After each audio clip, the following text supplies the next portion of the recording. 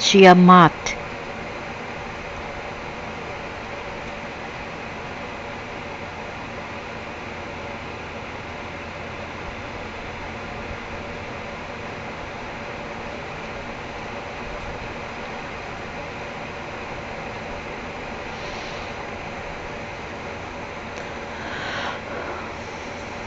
And here it looks like a male. So what is which? Which is which? Goddess. Tiamat is a personification of the primordial sea from which the gods were first created. It says also that we came from the sea. We evolved from the plants, the plankton inside the sea. Do you understand? And these were one of the first primordial. I guess that I don't know, but she's from us, they say. However, she could have been also from Orion, the Orion Queen. And she also emerged and evolved from the sea. She was the first created, but the Anunnakis god from Sirius fighting her and overthrown her. Tiamat's exact function as a goddess are difficult to establish. As her name indicates, she was a deification of the primordial sea. Our best source of information for Tiamat is the myth Enuma Elish. In fact, there are only a handful of references to her outside of it. Begins with a description of the two primeval seas, the salt sea Tiamat and the sweet sea Abzu, mingling their waters together to create the gods for the recent translation of the story. So this one could be Abzu and Tiamat, and he was the coward who overthrown her. He's Enlil's son who overthrew Tiamat, but Tiamat was first. He was just a bully who bullied Tiamat, knowing that he had more power because he's a male coward. So, Tiamat attempts to appease Abzu and stop the conflict, but when she is later pressured by the lower gods to revenge him, she herself becomes the main antagonist of the story, creating an army of monsters led by her new consort, Shingu.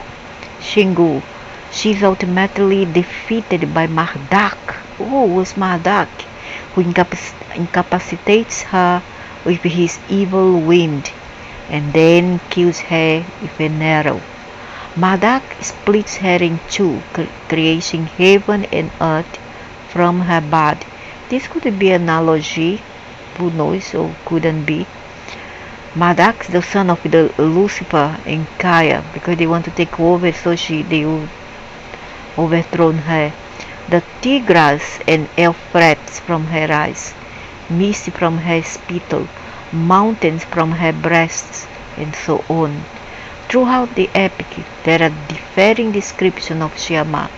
She appears both on the body of water as a human figure as she having a tail.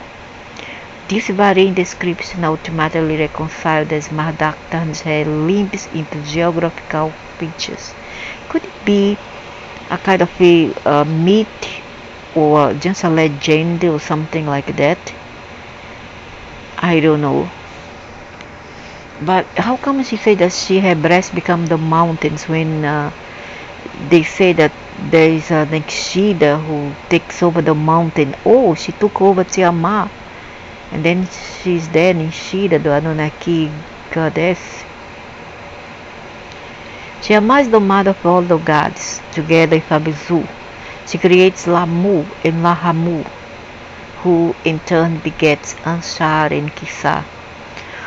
Though one cannot point to a syncretism as such, there are several models for Tiamat in the earlier mythology.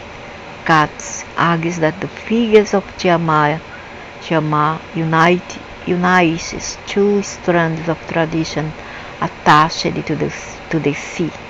The fourth sea is the mother's figure of Nam-Ma, who is also referred to as a primeval ocean from which the gods were created.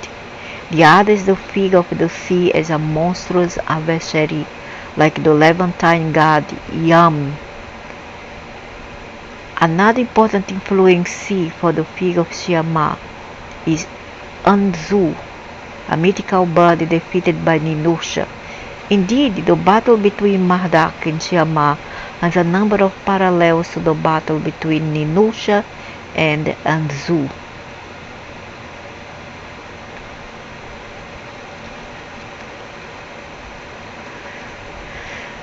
Cult.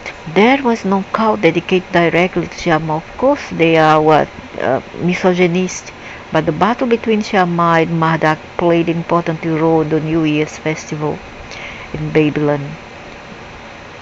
The Enumeralis was recited on this 40th day, and some argue that the festival included a symbolic reenactment of the mythological battle. The oldest attestation of Tiamat is an old Akkadian incantation, though there are few other references to her until the 4th millennium BCE. After the composition of the Enumeralis, Tiamat is found in a number of theological commentary works, but most of these seem to rely on the epic. Tiamat is also mentioned by Berosus, right in 10th century BCE. A relief from the Temple of Baal in Palmyra depicts Nabu and Marduk slaying Tiamat, who is shown with a woman's body and legs made of snakes. Yes, she's the Orion Queen, right? Orion Queen. However, this scene is a late Hellenistic Greek adoption of the Babylonian motif. And no Mesopotamian image has been positively identified as a representation of Tiamat. A string of identification have recently been rejected. Until the new evidence surfaces, they remain dubious. The name Tiamat is a contracted form of the word Tamshu, meaning sea. The long vowel is contracted from the short vowels I and A. The word is in the absolute state, a noun form that is equivalent to the vocative, a grammatical case which directly invokes or addresses a person or deity. Literally, the name means "O sea." Right, Tiamat, Tamtum, Timtam, Awati.